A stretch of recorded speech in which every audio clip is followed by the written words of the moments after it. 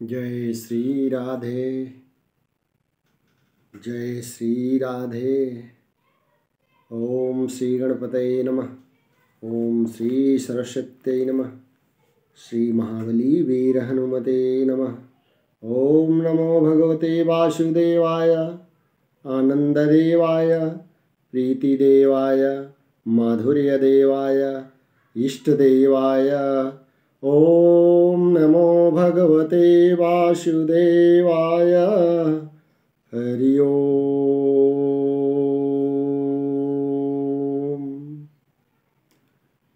नमस्कार बंधुओं, कैसे हैं आप सब। आशा है आप सब लोग कुशल पूर्वक से होंगे। पिछले वीडियो में हमने जप संख्या की विषय पर चर्चा किया था।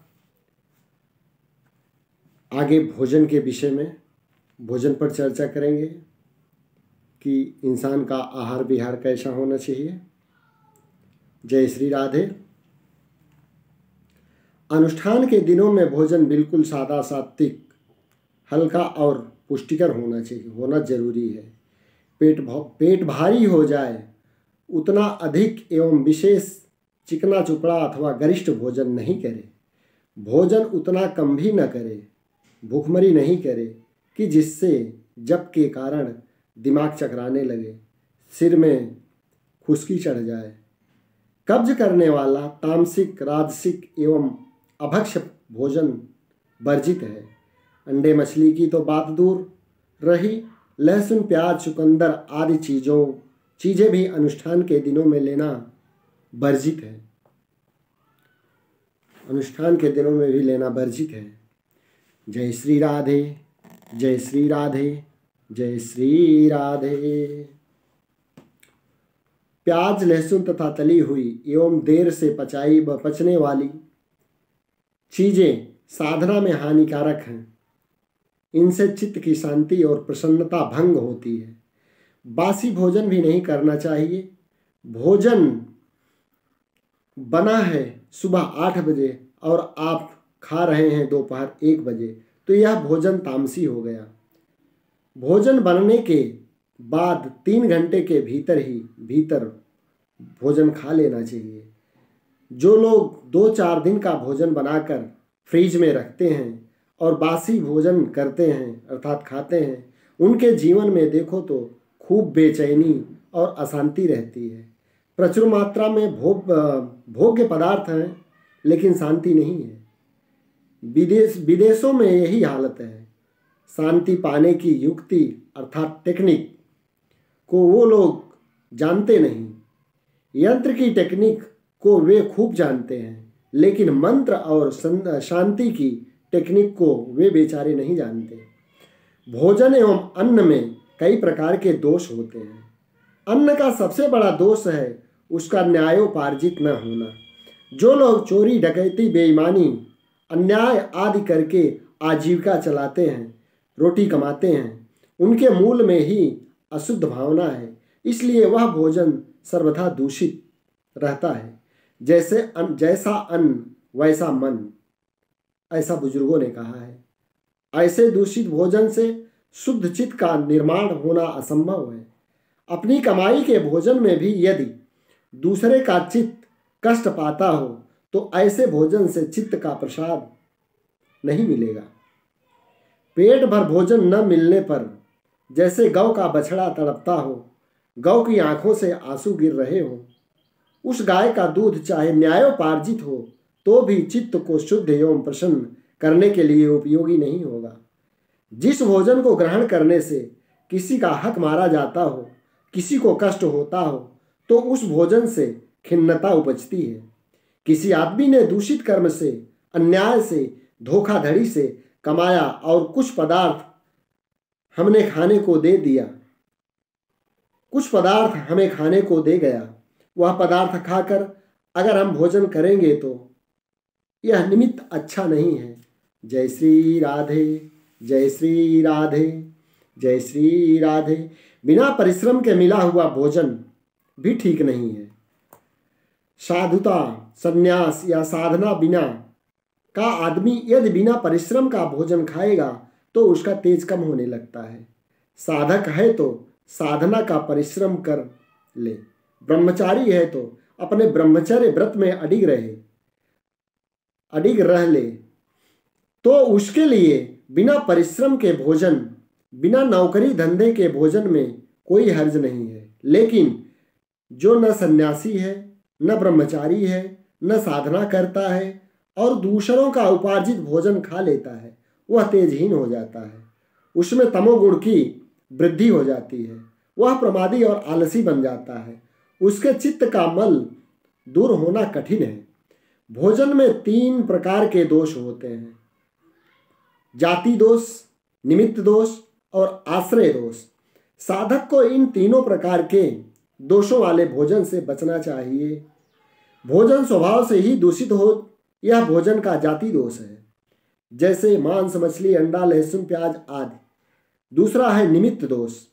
हमने परिश्रम किया है, नौकरी धंधा किया है, अनाज लाए हैं, घर में बना रहे हैं, चीज़ें भी सात्विक हैं, तामसी नहीं है, लेकिन बनाने वाली देवी का हाथ शुद्ध नहीं है अथवा बेटी का हाथ शुद्ध नहीं है, वह मासिक धर्म में आ गई है और उसकी नज़र भोजन पर पड़ी है, तो वह भोजन हमें शांति पाने में मदद नहीं करेगा, अशांत होने में मदद करेगा। भोजन को कौवा, कुत्ता, बिल्ली छू जाए तो भी भोजन अपवित्र हो जाता है, यह भोजन का निमित्त दोष है। भोजन को कौवा, कुत्ता, बिल्ली न छुआ, भोजन को कौवा, कुत्ता, बिल्ली न छुआ, नहीं मासिक धर्म वाली ने बनाया नहीं, भोजन हमारे परिश्रम का है, स्व उपार्जित है, सात्विक है, तामसिक नहीं है, लेकिन हमने भोजन बनाया है शमशान में जाकर, तो वह भोजन अपवित्र है। भोजन का आश्रय अशुद्ध है, गंदे एवं अपवित्र स्थान के कारण भोजन अशुद्ध हो जाता है।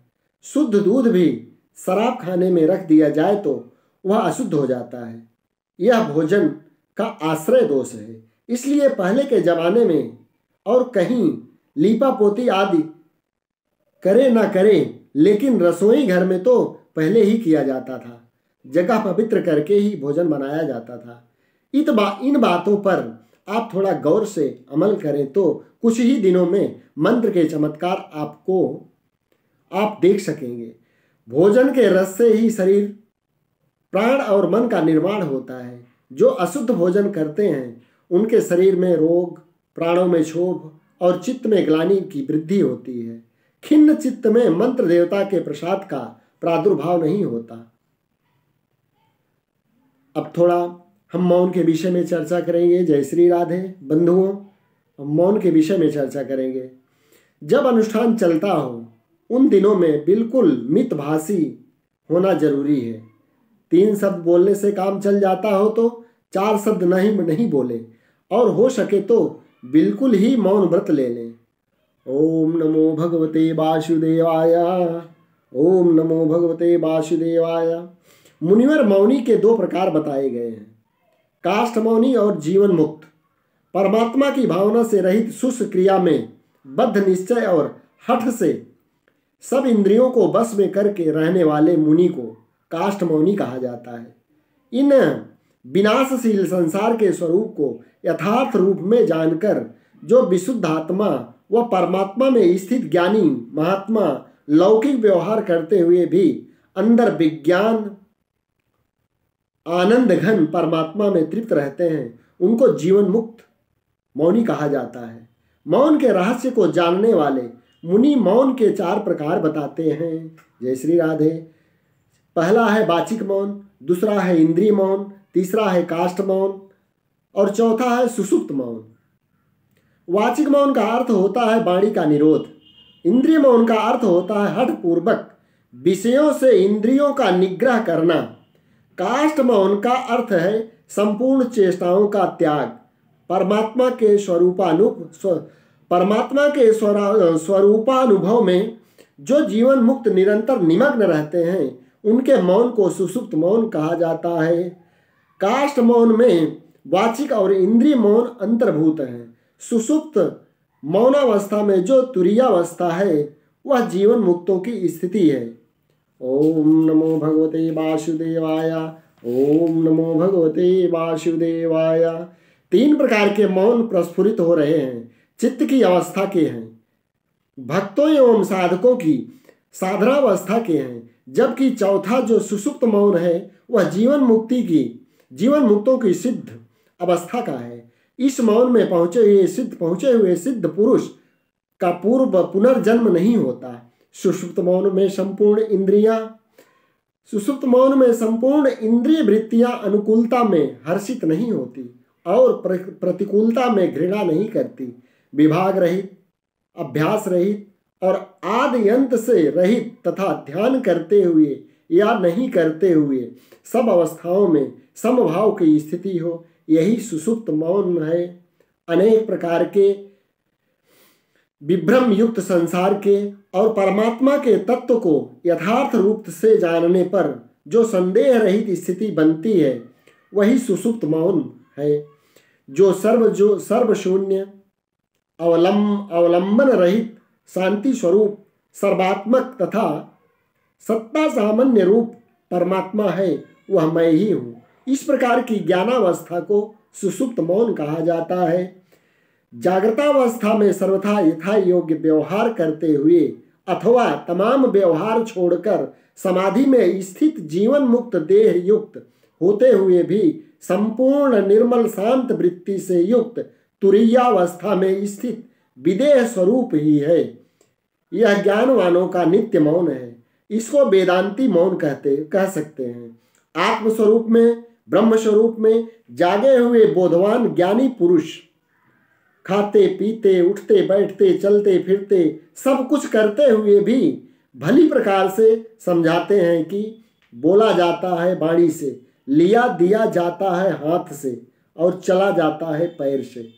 संकल्प विकल्प होते हैं मन से, निर्णय होते हैं बुद्धि से। मैं इन सबको देखने वाला अचल कूटस्थ साक्षी हूँ। मैंने कामी कुछ किया ही नहीं। ज्ञानी बोलते हुए भी नहीं बोलते, लेते हुए भी नहीं लेते, देते हुए भी नहीं देते। भगवान श्री कृष्ण का आजीवन मौन था, दुर्वासा का जीवन मौन था, कबीर का जीवन मौन था, स्वामी राम तीर्थ और रमण महर्षि का भी जीवन मौन था। इन महापुरुषों ने ठीक से जान लिया था कि हम शरीर, प्राण, वाणी, इंद्रिय, मन, बुद्धि, चित्त, अहंकार आदि से पृथक आत्मा हैं। ऐसे ज्ञानवान पुरुष सब कुछ करते हुए भी अपने आप में समाहित होते हैं। यही परम मौन है। हम जब तक परम मौन की प्राप्ति न कर लें तब तक वाचिक मौन रखें, इंद्रिय मौन रखें, काष्ठ मौन रखें। इससे हमें बड़ा लाभ होता है। वाणी व्यापार द्वारा हमारी शक्ति का जो अपव्यय होता है वह अनुष्ठान के समय मौन रखने से रुक जाएगा और अनुष्ठान शुभ फलदायी बनेगा। जय श्री राधे, जय श्री राधे, जय श्री राधे।